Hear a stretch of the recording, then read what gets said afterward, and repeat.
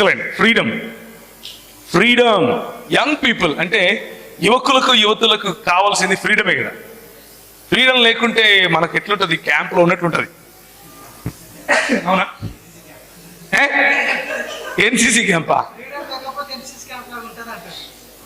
అని చాలా వివరించి చెప్తున్నావు నువ్వు. అంటే ఇక్కడ ఉందని చెప్తున్నావా లేదని చెప్తున్నావా? చూడు అన్న చాలా ముసి నవ్వులు నవ్వుతున్నాడు. ఒక పక్క ఎన్సిసి క్యాంపును గుర్తు చేసుకుంటున్నాడు. నాకు తెలిసి అన్న ఎప్పుడు ఎన్సిసి క్యాంప్ పోయినాడు. నిజం చెప్పు, పోయినావా? చూడు నేను చెప్పినా కదా, ఎప్పుడు పోయినాడు, గ్యారంటీ అది. ఎందుకంటే ఎన్సిసి క్యాంపులో చాలా ఫ్రీడమ్ ఉంటుంది. నేను పోయినా చాలా సార్. ఫ్రీడమ్ ఉండదా ఎన్సిసి క్యాంపులో? అంటే నీకు సాబుకు ఉన్న రిలేషన్ మీద ఆధారపడి ఉంటుంది అది. అర్థమైందా? సాబ్ మంచిగా పటాయించుకున్నావు అనుకో, సూపర్, నువ్వే హీరో. అక్కడ నువ్వేది చేస్తే అదే నడుస్తుంది. ఈ క్యాంపులో కూడా అంతే. ఇక్కడ సాబు ఎవరో తెలుసా? అన్న చెయ్యొద్దు, ఆడ కూర్చున్నాడు ధూమ్ధామ్ ఆ అన్న సాబు. ఆ సాబును పటాయించుకుంటే ఫుల్ హ్యాపీ. ఫ్రీడమ్లోనే ఉంటాం. Family okay. Future okay. Future అంటే ఎట్లా అంటే పొద్దున్న లేస్తేనే నేను మా ఇంట్లో, మా ఊరు కడప, ఇంటర్మీడియట్ 10వ తరగతి చదివేటప్పటి నుంచి మా ఇండ్లు ఇట్లుంటుంది. ఒక 3 ఇండ్లు దాటినాక ఇంకొక ఇల్లు ఉంటుంది. దాంట్లో ఒకడు నా క్లాస్మేటే, వాడి పేరు మార్టిన్. సేమ్ మేము ఒక చర్చికి పోయేటోళ్ళు, వాళ్ళు ఒక చర్చికి పోయేటోళ్ళు. అంటే చర్చి కంటే మా అమ్మ పోతుంది, మేము కాదు.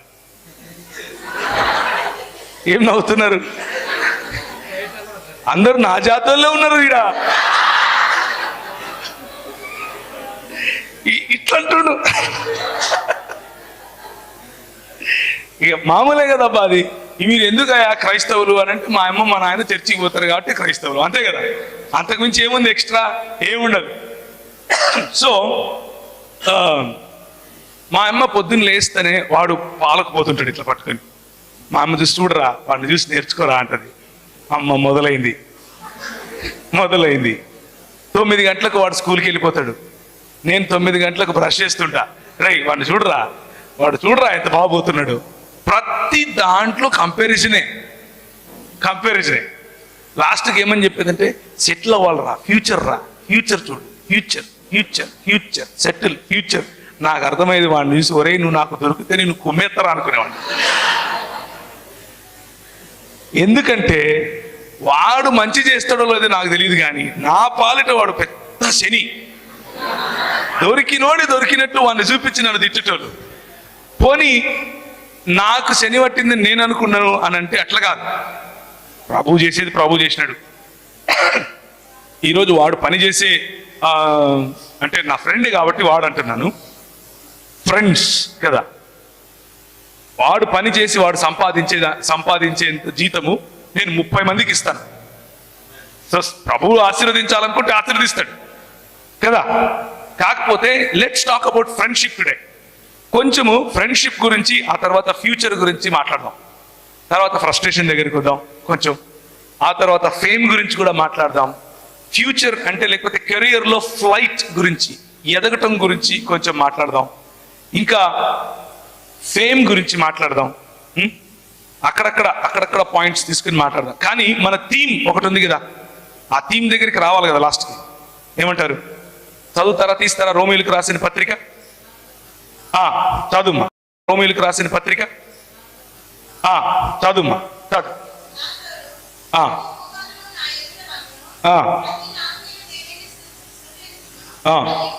దాని పైనుంచి చదువుమా. దానిపైన అది ఎప్పుడు కూడా ఒక విషయం గుర్తుంచుకోండి.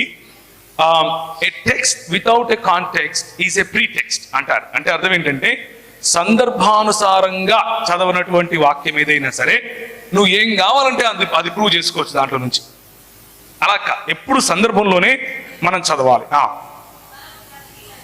మనము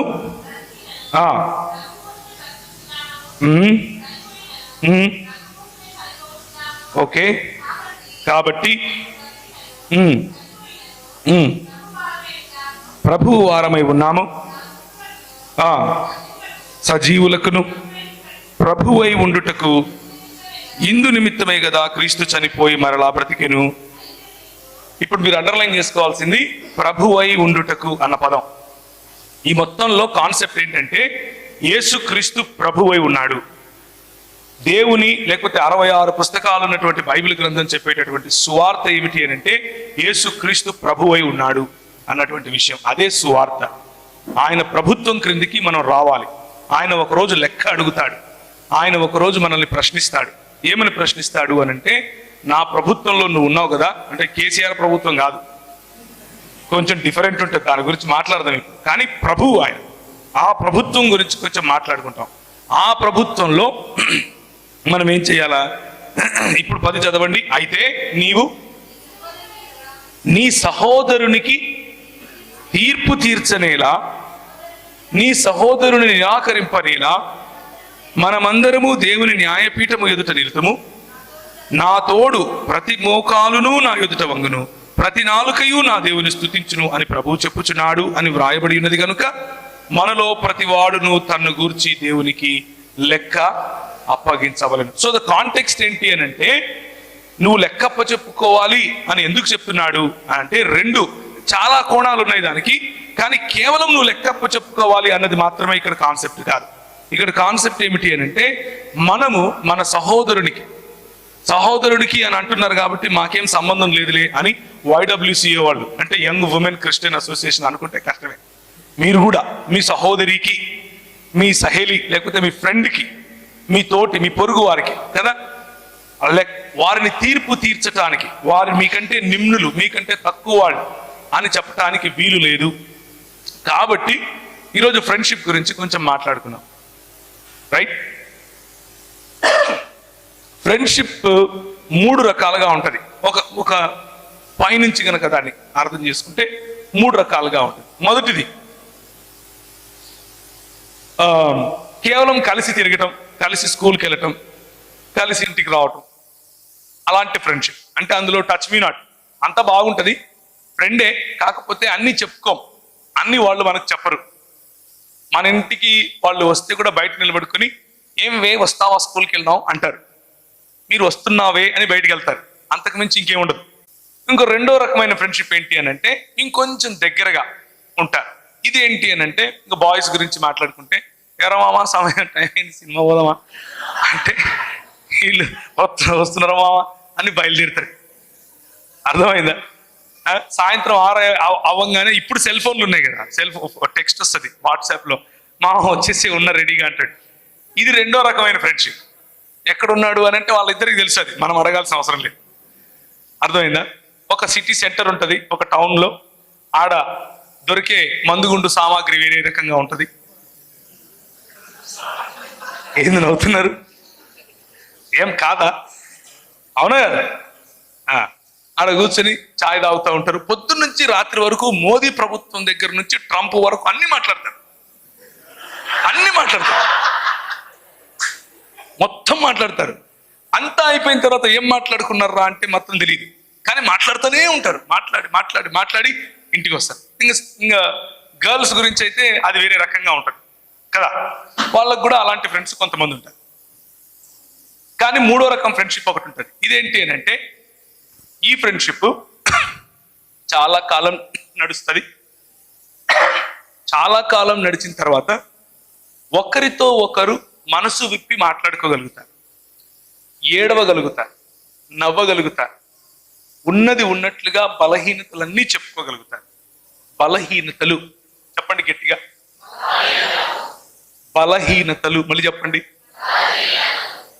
ఈ ఫ్రెండ్ ఏం చేస్తాడు అనంటే, నీ బలహీనతను చూసి నవ్వడు, నీ బలహీనతలను చూసి వెక్కిరించడు, లేకపోతే వెక్కిరించదు. నీ బలహీనతలను చూసి your friend will not mock at you. Your friend will always take pride in you. Your friend will always be a dependable person. నీ స్నేహితుడు లేకపోతే నీ స్నేహితురాలు తన భుజం మీద నీ తల ఉంచుకొని నువ్వు ఏడవగలుగుతావు, తన భుజం మీద తల ఉంచుకొని నువ్వు నవ్వగలుగుతావు, చెంప మీద కొట్టగలుగుతావు. వాడు నేను తిరిగి కొడితే నీకు నొప్పి రాదు, నొప్పున్నా బయటికి రాదు. అందులో ప్రేమ కనిపిస్తుంది, అందులో అన్యోన్యమైన సంబంధం కనిపిస్తుంది. ఇలాంటి ఫ్రెండ్స్ ఉండాలి. ఇలాంటి ఫ్రెండ్స్ లేకపోతే జీవితం ఫ్రస్ట్రేషన్లోకి వెళ్ళిపోతాం. అది ఫ్రస్ట్రేషన్లోకి వెళ్ళిపోతుంది జీవితం. అర్థమైందా? చాలాసార్లు దేవుని బిడ్డ అంటే ఎట్లుంటారు చెప్పండి? దేవుని బిడ్డలు అంటే ఎట్లుంటారంటే నెత్తికి ఆందు పెట్టుకుని సైడ్కి దూకొని ఏమి ఇక వాడిని చూస్తే ఎవడో చచ్చిపోయినాడు రా అనుకుంటారు.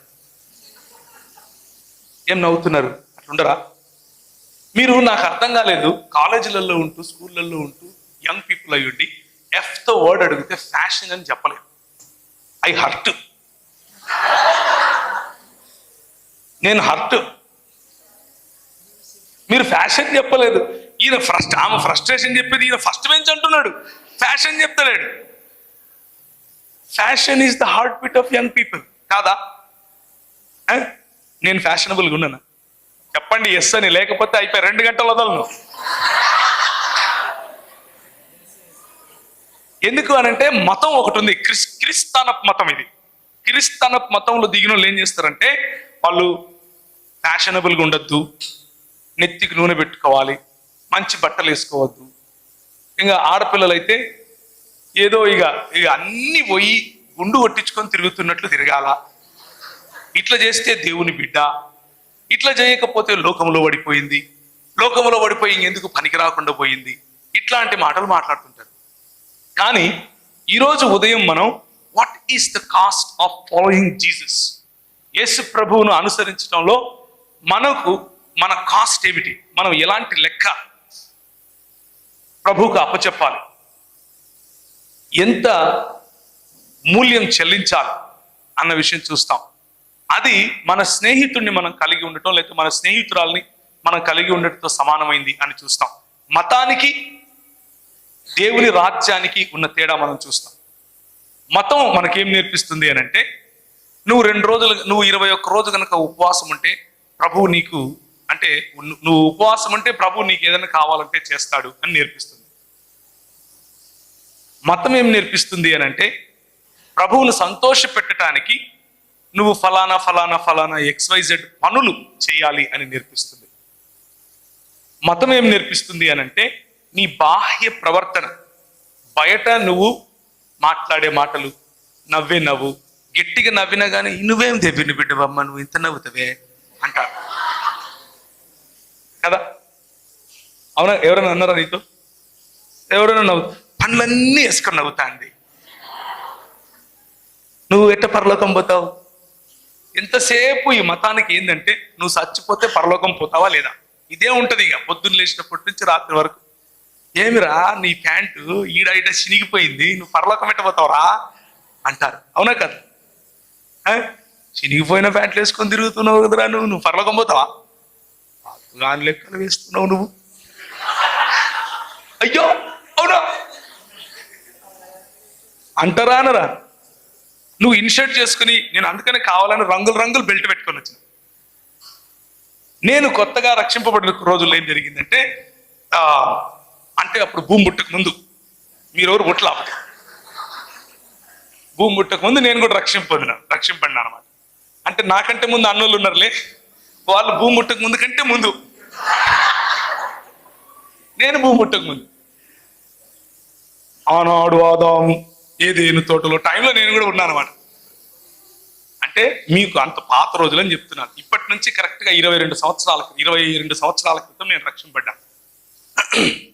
ఆ రోజుల్లో రక్షింపబడిన వెంటనే, అది కూడా రక్షింపడటానికి ఏంటి కారణం అని అంటే 10th క్లాస్లో కొన్ని పురుగులు కుడతాయి మనకు. ఏంటి చెప్పండి? చెప్పు. ఒక పురుగు, గ్యారంటీగా ఒక పురుగు కుడుతుంది 10th క్లాస్లో. ఏంటో పురుగు చూసారా? విన్నావా? నువ్వేందో ఫస్ట్ బెంచ్ అంటున్నావు, విను. ఫస్ట్ బెంచ్ ఏంటా? ఫస్ట్ బెంచ్ చూడు, విను. మా జాతి చూడు ఎట్లుందో. ఏం పురుగు కుడుతుంది? ఏం పురుగు కుడుతుంది చెప్పండి, పర్లేదులే.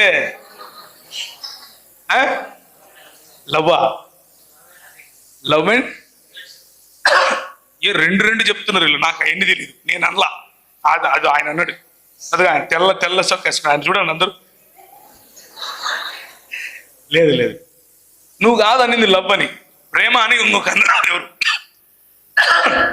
ఏదేమైనా 10వ తరగతి టైంలో, అంటే దాన్ని ఏమంటారంటే నూనూగు మీసాల యవ్వనం. అప్పుడప్పుడే మీసాలు వస్తాయి, పూర్తిగా రాలేదు అని గోకుతా ఉంటారు. గోకిండ్రా ఎవరన్నా? చప్పట్లు కొడుతున్నారు. నువ్వు ఇప్పుడేంటి ఇట్లా ఇట్లా అంటున్నావు? ఇప్పుడు గోకలేదులే, 10వ తరగతి గురించి చెప్తున్నా నేను. అప్పుడప్పుడే గోకుతారనమాట, ఎందుకంటే పూర్తిగా రావాలా, వచ్చిన తర్వాత ఎందుకు వచ్చిందిరా నాయన అని అనుకుంటూ ఉంటారు. అలాంటి పరిస్థితి, అంటే అట్లా పూర్తిగా పెద్దవాళ్ళు కాదు, అట్లా పూర్తిగా పిల్లవాళ్ళు. కౌమార దశ లేకపోతే టీనేజ్ అని పిలుస్తారు. టీనేజ్ లో కూడా సుప్రీం టీనేజ్ అందులో ఉన్న వాళ్ళకి ఇగో ఎక్కువ ఉంటుంది, ఎవరికి వినరు. ఒకరోజు ఏం జరిగింది అని అంటే, నేను 10వ తరగతి నుంచి ఎక్కువగా అల్లరి ఎక్కువ చేసేవాడిని. చిన్నప్పుడు కూడా అంతే, అంటే ఇప్పుడేం పెద్ద తగ్గిందని కాదు, అల్లరి ఎక్కువ చేసేవాడిని. ఆ అల్లరిలో కూడా కొట్లాటలకు ఎక్కువగా వెళ్ళేవాడిని, కొట్టడం. ఒకరోజు ఏం చేశాను అని అంటే, 7 గంటలకు సాయంత్రం అందరూ చూస్తూ ఉండగా కడపలో సాయిబాబా థియేటర్ అని ఒక థియేటర్ ఉంటుంది, మంచి సెంటర్ అనమాట. కనీసం ఒక 250 మంది 300 మంది అలా తిరుగుతూ ఉంటారు ఆ ప్రాంతంలో. నడి రోడ్లో ఒకరిని నిలబెట్టి చంపేశాను. వాడిని పొడిచిన, నెత్తి పగలగొట్టిన తర్వాత వాడిని రోడ్లో పడేసి వెళ్ళిపోయాడు. మొత్తం ట్రాఫిక్ జామ్ అయింది. వాడు చచ్చిపోలేదు, లేకపోతే వేరు. వాడిని తీసుకుపోయి హాస్పిటల్లో వేసిన. మా తాత, నాకు తండ్రి లేకుండా పెరిగాను, ఒంటరి, అంటే తండ్రి ప్రేమ ఏంటి అనేది నాకు తెలియదు చిన్నప్పటి నుంచి కూడా. మా అమ్మ ఉంది కానీ మా తాత నన్ను తండ్రిలాగా పెంచాడు. అలా పెంచిన సమయంలో ఒకరోజు మా తాత, ఆ రోజు అలా జరిగిన తర్వాత నైట్ వచ్చి చిన్నోడా అని పిలుస్తాడు నన్ను. ఆయన ఒక్కడే ప్రపంచంలో నన్ను చిన్నోడా అన్నాడు. నా సైజుకి ఎవడన్నా చిన్నోడా అంటాడా నన్ను? నన్ను కోస్తే 3 ఊర్లు తింటారు, తినరా? నన్ను మా తాత చిన్నోడా అని పిలుస్తాడు. ఆయనకొక్కనికే నేను చిన్నోనిగా కనిపిస్తాను. ఆయన ఒక్కడే నన్ను అంత ప్రేమగా చూశాడు. ఆయన వచ్చి, చిన్నోడా ఎందుకురా ఇవన్నీ నీకు, ఎందుకు నాయన వాళ్ళు అని 2-3 పేర్లు చెప్పాడు, మా ఫ్రెండ్స్ పేర్లు చెప్పి, వాళ్ళతో తిరగద్దురా అవాపరోళ్ళు, వాళ్ళ వల్ల నువ్వు నాశనం అయిపోతావు అని చెప్పాడు. చెబితే నేనేమన్నానో తెలుసా? మా తాతను చూసి, ఎప్పుడూ నేను అట్లా మాట్లాడాను మా తాతతో. మా తాత అంటే మా అమ్మ వాళ్ళ నాన్న. ఆయనను చూసి, ఏం తాత కళ్ళు తిరుగుతున్నాయా అన్నాను. ఏమన్నాను? కళ్ళు తిరుగుతున్నాయా అన్నాను. ఫ్రెండ్షిప్ అనేది మన సొంత తల్లిదండ్రులను కూడా లెక్క చేయనంత కనిష్టంగా ఉంటుంది. ఫ్రెండ్షిప్ అనేది మన సొంత ఇంటి వాళ్ళను కూడా లెక్క చేయనంత కనిష్టంగా ఉంటుంది. కొన్ని స్నేహాలు మంచికి దారితీస్తాయి, కొన్ని స్నేహాలు నా జీవితంలో లాగా చెడుకు కూడా దారితీస్తాయి. నేను వాడిని కొట్టింది ఎందుకు అనంటే, మా అన్న మీద కత్తేసాడు అని. వాడు మా అన్న మీద కత్తి ఎందుకు వేసాడు అనంటే, నా ఫ్రెండ్, ఒకానొక నా ఫ్రెండ్ని వీడు ఏదో అంటుంటే మా అన్న అడ్డం పడ్డాడని. కేవలం ఫ్రెండ్షిప్ అనేటటువంటి ఒకే ఒక్క కారణం చేత మన నిర్ణయాలు మారుతూ ఉంటాయి. మన నిర్ణయాలలో లోతులు మనకు ఉన్నటువంటి ఫ్రెండ్షిప్ కారణంగా వస్తూ ఉంటాయి. నేను 2007లో అమెరికాలో దాన్ని ఏమంటారు, కేవలం ఫ్రెండ్షిప్ కారణంగా నా వెనుక 3 పోలీసు వ్యాన్లు పడేంత స్పీడ్ నడిపాను బండిని. మనం ఎక్కువగా స్పీడ్ వెళ్తే మన దేశంలో మహా అయితే ఇంటికి టికెట్ వస్తుంది, అంతే కదా. కానీ అమెరికాలో అలా కాదు, వెనకల పోలీసు వాళ్ళు పడతారు. కానీ నా ఫ్రెండ్ ప్రోత్సాహం కారణంగా నేను అలా చేశాను. ఫ్రీవే మీదకి ఎక్కిన తర్వాత ఇంత లిమిట్లోనే వెళ్ళాలి అని ఉంటుంది, కానీ నేను దాన్ని దాటి వెళ్ళాను. రిస్క్ తీసుకోవటం. ఎందుకు రిస్క్ అని అంటే, అది రాత్రంతా ప్రయాణం చేసి లాస్ ఏంజలస్ అనే సిటీ నుండి గ్రాండ్ క్యానియన్ అనే ప్రాంతానికి వెళ్ళటానికి దాదాపు 7.5-8 గంటలు పడుతుంది. అంత దూరం తక్కువ సమయంలో వెళ్ళాలి అని ఆ పని చేశాం, కేవలం ఫ్రెండ్స్ కోసం. ఫ్రెండ్స్ అనేది మన జీవితంలో అంత కేంద్రం కదా, వెరీ ఇంపార్టెంట్, అవునా కదా. We can take any risk for that kind of friendship. మన స్నేహితుల కోసం మనం ఎంత రిస్క్ అయినా తీసుకుంటాం. స్నేహితుల కోసం కొంతమంది కొన్ని సంవత్సరాల క్రితం నేను మద్దెల చెరువు సూరి వినార పేరు ఎప్పుడన్నా? మా కడప జిల్లా వాడే. ఈ పరిటాల రవి అనే అతన్ని చంపి బయటకు వచ్చిన తర్వాత సూరి ఎవరు చంపారు? సూరి చంపించాడు. ఎవరు చంపారు? ఆ సూరి చంపితే ఎవరు చంపారు అని అంటే ఒంగోలు ప్రాంతానికి చెందిన ఒక రౌడీ చంపారు. ఆ సూరి చంపితే ఎవరు చంపారు అని అంటే ఒంగోలు ప్రాంతానికి చెందిన ఒక రౌడీ టీవీ 9 వాళ్ళు వచ్చి ఆయన దగ్గర మైక్ పెట్టి అడిగారు, ఎందుకు బాబు, ఎందుకురా చంపావు అని అంటే సూర్యన్న ముఖంలో నవ్వు చూడాలని చంపానన్నాడు. సూర్యన్న ముఖంలో నవ్వు చూడాలి. ఫ్రెండ్షిప్, ఈ ఫ్రెండ్షిప్ జైల్లో ఏర్పడింది వాళ్ళిద్దరికి. ఎక్కడ? కొన్ని ఫ్రెండ్షిప్లు ఎప్పటికీ తగ్గిపోవు. ఏంటి అవి? కొన్ని ఫ్రెండ్షిప్లు చాలా గాఢంగా లేకపోతే చాలా కనిష్టంగా ఉంటాయి. జైలు లాంటి ప్రదేశం, లేకపోతే బాధలు చెప్పుకునేటటువంటి ప్రదేశం, తాగుబోతుల మధ్య ఉండే ఫ్రెండ్షిప్. రాత్రి అయితే ఆమె ఇట్లా అన్నది, ఈడు అట్లా అన్నాడు అని ఒకరికొకరు ఏడ్చుకుంటూ చెప్పుకుంటుంటారు కదా, ఆ ఫ్రెండ్షిప్ తగ్గదు. ఎందుకు అని అంటే నేను చెప్పాను కదా, ఉన్నది ఉన్నట్లుగా నిన్ను స్వీకరించగలవారు, ఉన్నది ఉన్నట్లుగా నిన్ను స్వీకరించగలిగినటువంటి ఫ్రెండ్స్. నాకు కొంతమంది ఉన్నారు, నా బలహీనతలు తెలుసు. నేను మీ ముందు ఇప్పుడు ఎలా ఉన్నానో ఇది నా ట్రాన్స్పరెన్సీ అంటే పారదర్శకత అంటాం కదా, అద్దం ముందు నిలబడితే ఉన్నది ఉన్నట్లు కనిపించడం, అది మీ ముందు నేను ఉండటం సాధ్యం కాదు. మీ ముందు నేను ఉంటే బహుశా నాతో మాట్లాడడం కూడా మానేస్తారేమో మీరు, బహుశా నేను చెప్పే మాటలు కూడా వినరేమో. ఇంకొక విషయం చెప్పంటారు, నేను ఒక్కడినే కాదు, భూమి మీద ఉన్న ప్రతి వ్యక్తి ఇంతే. కానీ ప్రతి వ్యక్తికి ఒక్క ఫ్రెండ్ ఉండాలి, ఒక్కడో ఇద్దరో ముగ్గురో. నీ బలహీనతల్లో కూడా నువ్వు ఉన్నది ఉన్నట్లుగా వాళ్ళ ముందు నిలబడగలగటం కోసం, నీకున్న షార్ట్ కమింగ్స్ లేకపోతే నీకున్న తప్పులు, నువ్వు చేసే తప్పులు సూటిగా నీతో చెప్పగలిగేవాళ్ళు, నువ్వు చేసే ఒప్పులు సూటిగా నిన్ను చూసి నిన్ను శబాష్ అని చెప్పగలవాళ్ళు. నేను మా తాతను కూడా, ఏం తాత కళ్ళు తిరుగుతున్నాయా అన్నాను అని అంటే దానికి కారణం ఏమిటి అని అంటే ఫ్రెండ్షిప్ మీద ఉన్న నమ్మకం. 10th క్లాస్లో లవ్ అనే పురుగు కుడుతుంది అని చెప్పారు కదా, నాకు కుట్టింది. 10th క్లాస్లో లవ్ అనే పురుగు కుడుతుంది అని చెప్పారు కదా, నాకు కుట్టింది. అది కూడా ఒక ఫ్రెండ్షిప్పే. ఆ ఫ్రెండ్షిప్ రెండు వేరు వేరు అంటే సమలైంగికుల మధ్య ఉన్న ఫ్రెండ్షిప్ కాదు, రెండు వేరు వేరు స్త్రీ పురుషుల మధ్య ఉండే ఫ్రెండ్షిప్. నేను కోరుకున్నాను 10వ తరగతిలో, నేను రౌడీగా తిరిగేవాడిని కానీ బాగా చదివేవాడిని. క్లాస్లో ఫస్ట్ కూడా నేను 10th క్లాస్లో లాస్ట్ బెంచే, అందులో డౌటే లేదు, లాస్ట్ బెంచే. కానీ క్లాస్ ఫస్ట్ కూడా నేను, క్లాస్ ఫస్ట్ ఉండేవాడిని, లాస్ట్ బెంచ్లో కూడా ఉండేవాడిని. కాబట్టి ఆ అమ్మాయి నేను చేసే ఫోర్స్ తట్టుకోలేక బహుశా సరే ఇది కర్మ అనుకుందేమో, నాతో ఫ్రెండ్షిప్ చేయడానికి అనింది. నేను ఆగమేఘాల మీద ఉన్నాను, ఇప్పుడు ఆగమేఘాల మీద తిరుగుతున్నాను. కానీ ఒకరోజు వచ్చింది, ఈ ఇంటర్మీడియట్లో చెప్పాను కదా, ఒకరిని చంపేసి ప్రయత్నం చేశాను, మా తాతతో కూడా ఇలా మాట్లాడాను.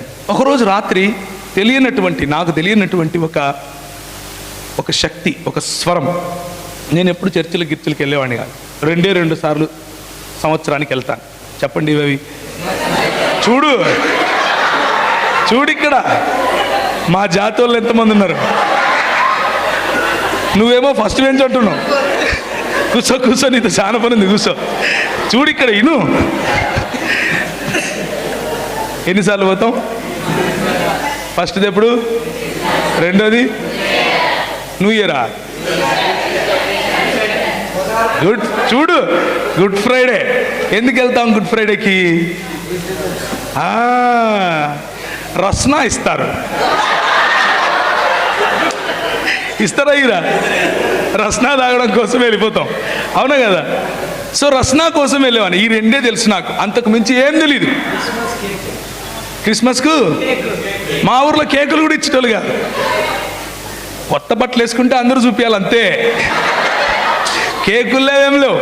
కేకులు ఇచ్చేంత వరకు ఉంటే కదా ఆడ పోయి ఆడ హలో అని చెప్పి కానుకేసేసి పోయి దోశ తినాలా, అంతేగాని మళ్ళీ కేకులు గీకులేముండవు మాకు. కేకులు మళ్ళీ న్యూ ఇయర్కి ఇచ్చేటోళ్ళు మా ఇంటి, అంటే మా ప్రాంతంలో చెప్తున్నా. సో ఆ మాత్రం క్రైస్తవమే తెలుసు నాకు. మా అమ్మ మమ్మల్ని క్యాథలిక్ కుటుంబం, అంటే క్యాథలిక్ చర్చిలకు తీసుకెళ్ళేది. మేము సంవత్సరానికి ఒకసారి వెళ్ళి గుండు కొట్టించుకొని వచ్చేటోళ్ళం. ఎక్కడ? చర్చిలో కాదు, వేలాంగణిలో, మద్రాసు దగ్గర వేలాంగణి అని ఒకటి ఉంటుంది అనమాట. అక్కడికి తీర్థయాత్రలు చేసేటోళ్ళం అనమాట. ఎందుకు చెప్తున్నాను అని అంటే మతం ఇలా ఉంటుంది అని చెప్పడం కోసం.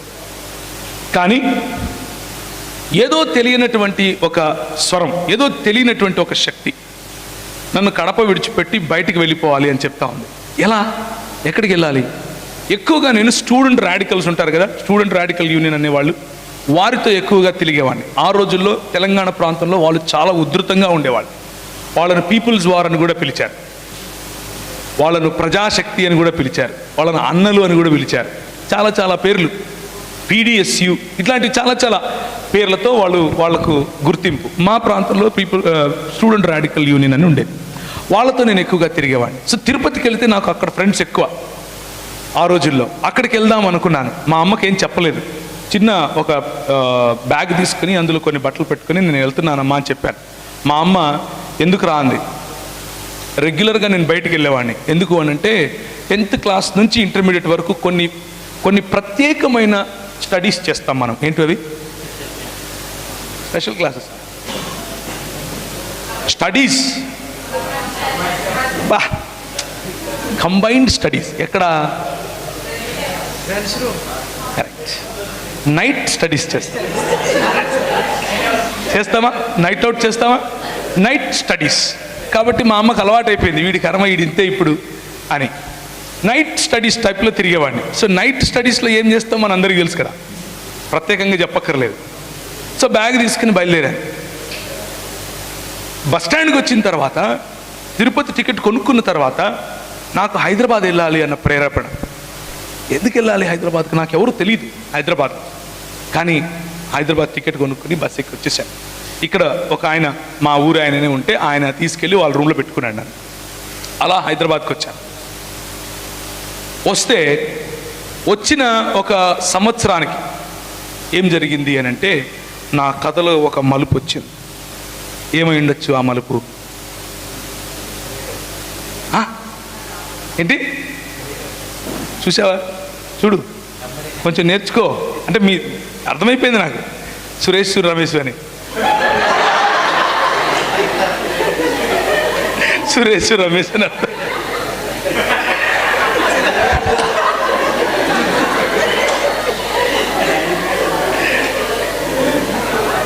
సరే, సో అన్న చెప్పినట్లు ఆ రోజుల్లో, అంటే నేను చదువుకునే టైంలో, నేను డిగ్రీ చదువుకునే టైంలో ఒక పాట రిలీజ్ అయింది. అంటే మీరందరూ పరిశుద్ధులే, మీకు తెలియదు ఇవన్నీ, నాలాంటి పాపులకే తెలుసు. నా గుండె పగిలింది 10 ముక్కలయ్యింది, ప్రతి ముక్కలోనూ నువ్వే ప్రియా. విన్నారా ఎప్పుడన్నా ఈ పాట? ఎవడు విన్నాడు? ఇది నాలాంటి వాడే వింటాడు. ఆ పాట పాడుకుంటూ సీతాఫల్ మండిలో రైల్వే ట్రాక్ మీద కూర్చున్నాను, చేతిలో బాటిల్ పట్టుకుని. పక్కన 2 ఫ్రెండ్స్ ఉన్నారు. ఫ్రెండ్స్ ఎప్పుడు ఉంటారు కదా, ఫ్రెండ్స్ లేకుండా మనం ఉండలేము కదా. ఫ్రెండ్సే లైఫే ఫ్రెండ్స్ కదా. నేను చచ్చిపోతారా మామ అంటున్నా, వాళ్ళు పట్టుకుంటారు నాకు తెలుసు. 3 రైళ్ళు పోయినాయి కానీ నేను మళ్ళా దాని కింద. కానీ డైలాగ్ మాత్రం వదల, నేను చచ్చిపోతా, నేను రైలు కింద పడతా. ఎందుకు అని అంటే, నేను నా స్నేహితురాలు అయితే నేను ప్రేమించిన అమ్మాయికి పెండ్లి అయిపోతాను. నా గుండె పగిలింది, 10 ముక్కలు అయ్యింది, 10 ముక్కలో నువ్వే ప్రియా.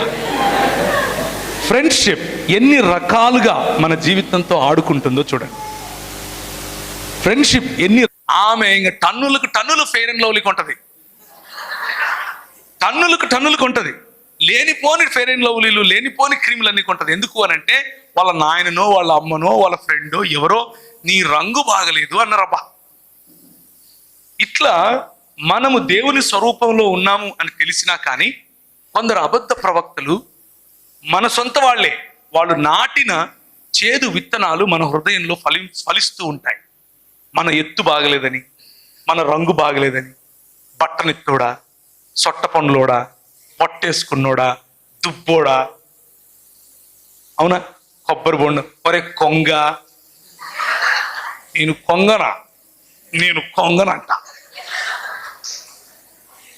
మనోళ్ళే, ఫ్రెండ్సే కదా, ఆల్ అవర్ ఫ్రెండ్స్. వాళ్ళు పెట్టి చిన్న చిన్న పేర్లు, ఆల్ ఇన్ ఫన్గా మాట్లాడుకునే మాటలే, కానీ అవి మన హృదయంలో చాలా బలంగా నాటుకొని పోతాయి. బలంగా నాటుకొని పోయి మనల్ని వెంటనే విడిచిపెట్టాం. అట్లే మా మ్యాథ్స్ టీచర్ కూడా 7వ తరగతిలో వెంటనే, నేను జవహర్ నవోదయ విద్యాలయంలో చదువుకున్నాను. నేనేమో పక్కా చెట్టు కింద కూర్చుని తెలుగు మీడియం. జవహర్ నవోదయ విద్యాలయకి పోతే వాళ్ళు లేనిపోని భాషలన్నీ చెప్తున్నారు, నాకు ఎట్లా వస్తుంది, రాదు. మ్యాథమెటిక్స్లో ఇంక నాకు అర్థమయ్యేది కాదు, పోయి ఇట్లా చేయి పెట్టేటోను అంతే. ఏమన్నా చేసుకో. ఎప్పుడన్నా కొట్టారని ఇట్లా పెట్టి, అంటే మీరు మీ స్కూళ్ళలో ఇప్పుడు అలా కొట్టరేమో, మేము చిన్నప్పుడు ఏమయ్యేదంటే ఇట్లా పెట్టి, ఇప్పుడు కూడా కొడుతున్నారా, సలాం అలైకుం అని చెప్పండి మీ సార్, ఇట్లా పెట్టి ఇక ఇక్కడ కొట్టడమే. నీకు ఇది కూడా రాదురా, అది కూడా రాదురా, మూర్ఖుడా, సిగ్గులేనోడా, నీకు 5 ఎక్కం రాదురా.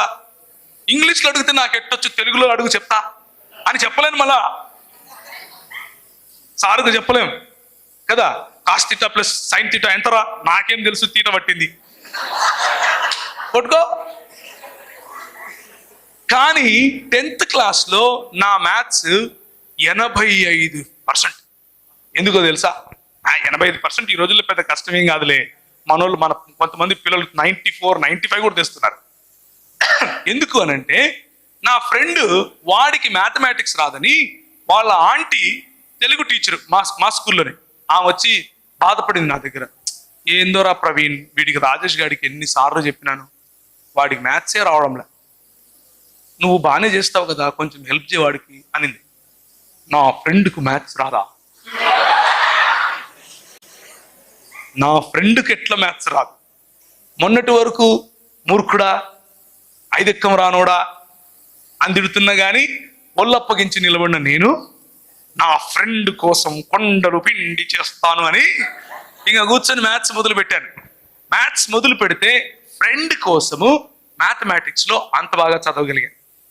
So what I'm trying to tell you is, friendship can be a good motivation. Friendship అన్నది మంచి motivation. At the same time friendship అన్నది తప్పుడు నిర్ణయాలు తీసుకోవటానికి కూడా మనకు ప్రోత్సహిస్తుంది. రెండూ జరుగుతాయి. సో ఇప్పుడు ఎక్కడున్నాం మనం? నా గుండె పగిలింది, 10 ముక్కలు అయ్యింది, ప్రతి ముక్కలోనూ నువ్వే ప్రియ. 2 ఫ్రెండ్స్ లాస్ట్ చేతులు కాళ్ళు పట్టుకుని ఇంటికి తీసుకెళ్ళిపోతే ఆ 2 ఫ్రెండ్స్ అక్కడ మా ఊరికి వెళ్ళిపోయారు. నేను ఇదే దేవదాస్ టైప్లో ఉన్నాను. నా వయసు అప్పుడు ఎంత, 18 సంవత్సరాలు, 18.5, 19 తీసుకోండి, 19 కాదు 18.5. ఆ రోజు అప్పట్లో ఒక ఆయన ఉన్నాడు, ఆయన నా భుజాల వరకు కూడా ఉన్నాడు, నాకంటే 4 ఏళ్ళు పెద్దోడు. ఆయన వచ్చి, బాబు ప్రవీణ్ మా దగ్గర ఒక యూత్ మీటింగ్ ఉంది, వస్తావా? నా మూడ్ ఎట్లుంది ఇప్పుడు? నా మూడ్లో నిన్ను యూత్ మీటింగ్ పోయి నేనేం చేయాలా?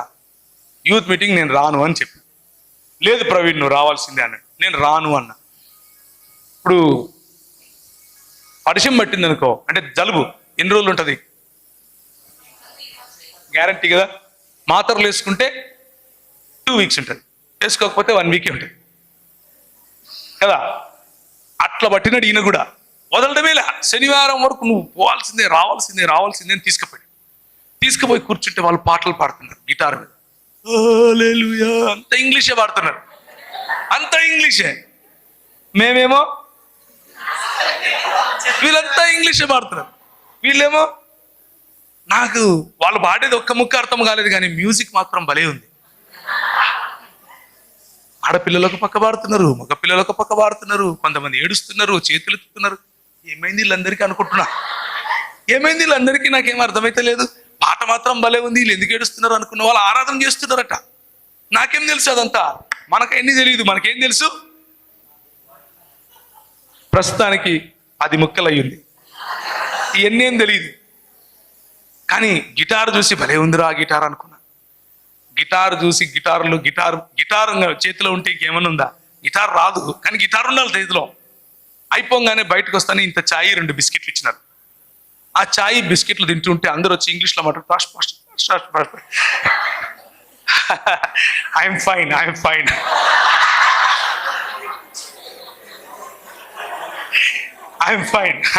అంటున్నా. వాడు ప్రతి ఒక్కడు ఇంగ్లీష్లోనే మాట్లాడతాడు. ఇప్పుడు మా కంపెనీలో నా కంపెనీలోనే జనరల్ మేనేజర్గా ఒక ఆయన ఉన్నాడు. ఆయన పేరు జార్జ్ గారు. ఆయన పోపు టైప్ అనమాట. చూస్తున్నాను ఏం మాట్లాడుతున్నాడు ఈయన ఏ భాష మాట్లాడుతున్నాడు. నా జీవితంలో ఎప్పుడన్నా నేను అర్థం చేసుకోగలుగుతానా ఈయన మాట్లాడేది అనుకుంటున్నా. ఈ బిస్కెట్లు తిని ఇంకా చాలేరా బాబు ఈ నుంచి చెప్తున్నామని పడేసిన అక్కడ నుంచి. బతికినారా బాబు అనుకొని పోతూ ఒక గిటార్ కొనుక్కొని పోయినా. ఎందుకు? అతి ముక్కలు అయింది కదా. గిటార్ అన్నా ఉంటే ఏదో ఒకటి పాడదాంలే అనుకున్నా. ఇంటికి తీసుకుపోయి గిటార్ కొడుతుంటే పక్కన వాళ్ళు వచ్చినారు, రే ఆపురా అంటున్నారు. ఏంది వాళ్ళు కొడితేనేమో గిటార్ అంత బాగుంది, నేను కొడితే ఇట్లుండేది.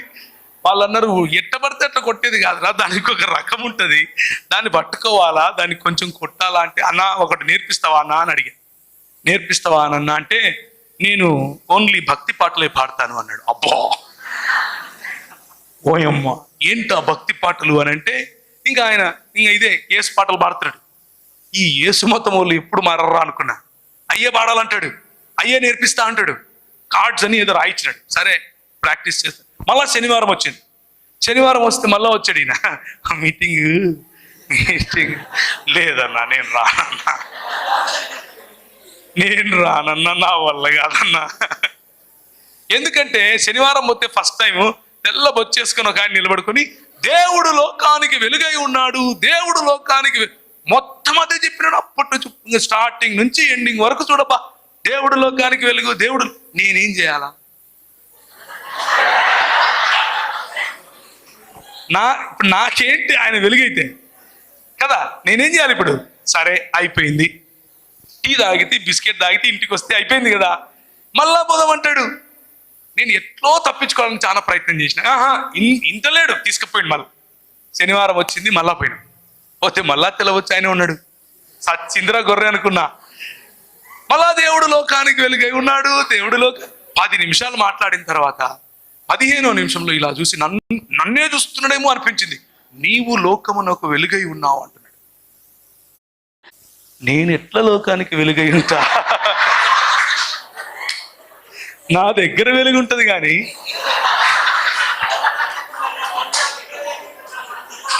నేను ఎట్లా లోకానికి వెలుగవుతా? ఇంపాసిబుల్ అనుకుంటున్నా. ఎట్లయితే నేను అది మైండ్కి పట్టుకుంది. ఆ ఒక్క మాట, నీవు లోకమునకు వెలుగై ఉన్నావు అన్న మాట. చూస్తారా మత్తయి సువార్త 5వ అధ్యాయం 14వ వచనం. Matthew chapter 5:14. మత్తయి సువార్త 5వ అధ్యాయం. కొండ మీద నుండి పట్టణము మరుగై ఉండదు. A city that is set upon a hill cannot be hidden. You are the light of the world. నీవు లోకమునకు వెలుగై ఉన్నావు. ఇది నాకు మైండ్కి పట్టింది. ఇప్పుడు జలగ పట్టింది అనుకో, అంత ఈజీగా వదులుతుందా? రక్తం పీలుస్తుంది. అట్లా పట్టింది. నాకు అర్థమైతే లేదు, ఏంది నేను లోకానికి వెలిగేంది. ఇంటికి పోయి ఒక్క బైబిల్ పాతది, అంత కొంచెం చినిగిపోయింది, దిండు కింద పెట్టుకుంటాం. ఎందుకు పెట్టుకుంటాం మనం? ఏం చెప్పు చూడు, మా జాతి చూడు, ఎందుకు పెట్టుకుంటాం? దయ్యాలు రావద్దు నెంబర్ 1, కళలు రావద్దు నెంబర్ 2. పుస్తకం కింద పెట్టుకుంటాం. ఎందుకు పెట్టుకుంటాం? చదివితే నెత్తికి ఎక్కుతుంది. ఇంకా చాలా యూజెస్ ఉన్నాయి బైబిల్తో. దిండు కింద పెట్టుకోవచ్చు, పుస్తకం కింద పెట్టుకోవచ్చు, బ్యాగులో పడేసుకోవచ్చు కదా. నేను అంతే సేమ్. అది తీసి ఎత్తుకుతున్నా. ఫస్ట్ నుంచి లాస్ట్ వరకు ఈ న్యూ టెస్టిమెంట్ చదువుతున్నా.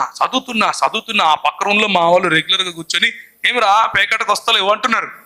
నాకు అర్థమైతే లేదు, నేనేమో చదువుతున్నా. ఎక్కడుంది అది? నేను లోకానికి వెలుగుని ఎట్లా అవుతా?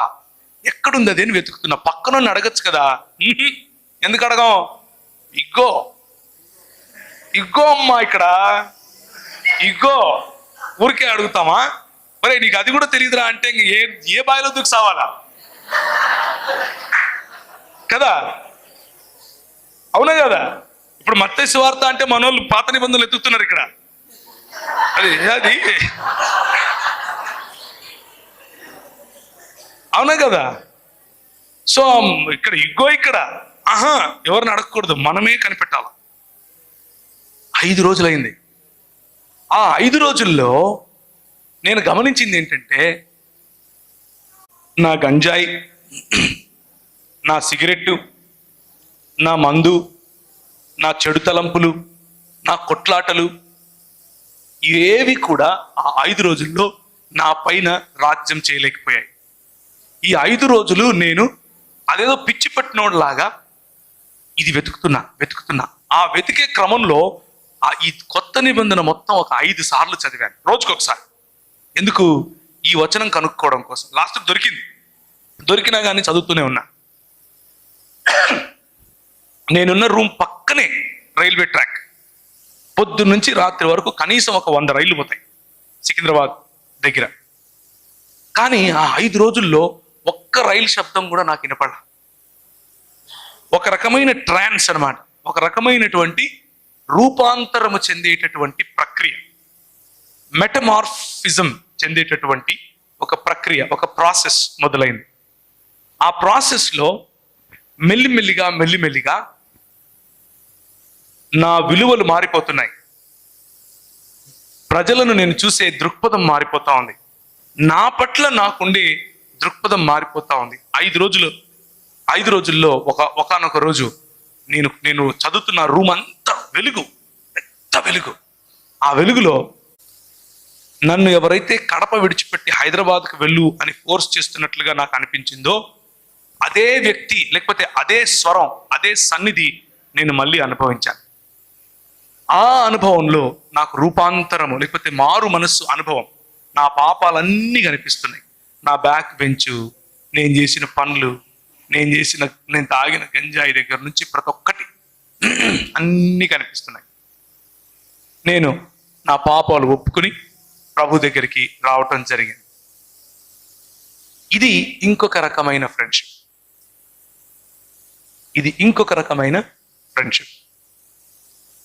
అయిన వెంటనే 5 నిమిషాలు ఉందా ఇంకా? అయిన వెంటనే కొన్ని రోజులు ఈ చెప్పనాశక్యమైన సంతోషం, చెప్పలేము ఎవరికి, అంత ఆనందం. నాలో నేనే నవ్వుకునేవాడిని, నాలో నేనే ఏడ్చుకునేవాడిని, నాలో నేనే బస్ ఎక్కి ఎక్కడికో గోల్కొండకి వెళ్ళిపోయేవాడిని. ఈయనున్నాడు కదా, ఒక ఆయన నన్ను తీసుకుపోయినాడు కదా యూత్ మీటింగ్కు. ఆయన వచ్చేస్తాడు ఇంకా పొద్దున్నే గిటార్ ఎత్తుకొని, ప్రవీణ్ పోదామా? ఓకే అన్న పోదాంపా. అలా ఒక రకమైన ట్రాన్స్లో బ్రతుకుతూ ఉండేవాడిని. సంతోషం చెప్పుకోలేను అనమాట. ఇక నాకు జరిగింది నేను అందరికీ చెప్పాలి. మెహదీపట్నం అని, ఆ పక్క గోల్కొండని, ఈ పక్క అత్తాపూర్ అని, ఈ పక్క ఎక్కడ పడితే అక్కడ ఏ బస్సు పడితే ఆ బస్సు ఎక్కి వెళ్ళిపోవడం. కానీ వెంటనే ఏం జరిగింది అని అంటే, ఒక 6 నెలల తర్వాత మతం నన్ను పట్టుకుంది. మళ్ళా ఈ మతం అనే పురుగు కొడుతుంది. దీని తర్వాత దేవుని బిడ్డ అన్న బ్రాండ్ పడగానే ఒక మతం అనే పురుగు కొడుతుంది. ఇప్పుడు నేను దేవుని బిడ్డను. ఎవరి బిడ్డను? ఇప్పుడు నాకు 40 ఏళ్ళు వచ్చాయి కాబట్టి మొన్ననే ఇది ఇచ్చారు, పెట్టుకోను ఆయన, ఇది పెట్టుకోకపోతే గుడ్డను అవుతావు, చక్కగా నీకు కనపడదు అని. కానీ ఆ రోజుల్లో కూడా నాకు ఇలాంటిదే ఉండేది. నేను కాలేజ్కి వెళ్ళినప్పుడు కూడా నాకు ఇచ్చారు. నేను ఒకరోజు వెళ్ళాను, ఇది కొనుక్కుందామని వెళ్ళి చూస్తున్నాను నన్ను ఇట్లా పెట్టుకొని. కానీ ఫ్యాషనబుల్గా ఉండేది ఏది కూడా నాకు వద్దు. ఇది ఎందుకొద్దు? దేవుని బిడ్డను కదా. నేను ఏదన్నా పెట్టుకుంటే అవతలోడికి ఏమనుకుంటాడో, నేను రక్షింపబడలేదనుకుంటాడేమో. ఫ్యాషనబుల్గా ఎట్లుంటావు? ఫ్లవర్స్ పెట్టుకుంటే పరలోకం పోతావా అని అడుగుతారు కదా, ఆ టైప్ అనమాట. ఇప్పుడు నేను బట్టలు కొనుక్కోవాలి, మంచిగా ఉండే బట్టలు కొనుక్కోకూడదు. ఎందుకు? నాది దేవుని బిడ్డ హై, నేను ఫ్యాషన్తో ఉండను హై. ఇది మతం నేర్పుతుంది. వెంట వెంటనే మనిషిని తక్కువగా చూసేటటువంటి అలవాటు మతం నేర్పుతుంది. నేను చదివే బైబిల్ నాకు ఇచ్చినటువంటి స్వాతంత్రం నేను ఎలా ఉపయోగించాను అనంటే, నా ఫ్రెండ్స్ని చూసి అరే రైడ్ పొద్దున్నుంచి సాయంత్రం వరకు ఏరా తిన్నావురా అనేటోడిని బ్రదర్ భోంచేశారా అంటున్నా. వాడు ఇట్లా చూస్తున్నాడు, ఏమైందిరా నీకు, నిన్న వరకు బాగుండే కదరా, నువ్వు ఆసుపత్రి పోదాంరా అంటున్నాడు కదా. దీన్ని ఏమంటారంటే మతం అంటారు. ఏమంటారు? మతం ఏం చేస్తుంది అని అంటే బాహ్య మెరుగులు దిద్దే ప్రయత్నం చేస్తుంది. దేవుని బిడ్డను, ఎవరి బిడ్డను? ఇప్పుడు నాకు 40 ఏళ్ళు వచ్చాయి కాబట్టి మొన్ననే ఇది ఇచ్చారు, పెట్టుకోను ఆయన, ఇది పెట్టుకోకపోతే గుడ్డను పోతావు, చక్కగా నీకు కనపడదు అని. కానీ ఆ రోజుల్లో కూడా నాకు ఇలాంటిదే ఉండేది. నేను కాలేజ్కి వెళ్ళినప్పుడు కూడా నాకు ఇచ్చారు. నేను ఒకరోజు వెళ్ళాను, ఇది కొనుక్కుందామని వెళ్ళి చూస్తున్నాను నన్ను ఇట్లా పెట్టుకొని. కానీ ఫ్యాషనబుల్గా ఉండేది ఏది కూడా నాకొద్దు. ఇది ఎందుకొద్దు? దేవుని బిడ్డను కదా. నేను ఏదన్నా పెట్టుకుంటే అవతలోడికి ఏమనుకుంటాడో, నేను రక్షింపబడలేదనుకుంటాడేమో. ఫ్యాషనబుల్గా ఎట్లుంటావు? ఫ్లవర్స్ పెట్టుకుంటే పరలోకం పోతావా అని అడుగుతారు కదా, ఆ టైప్ అనమాట.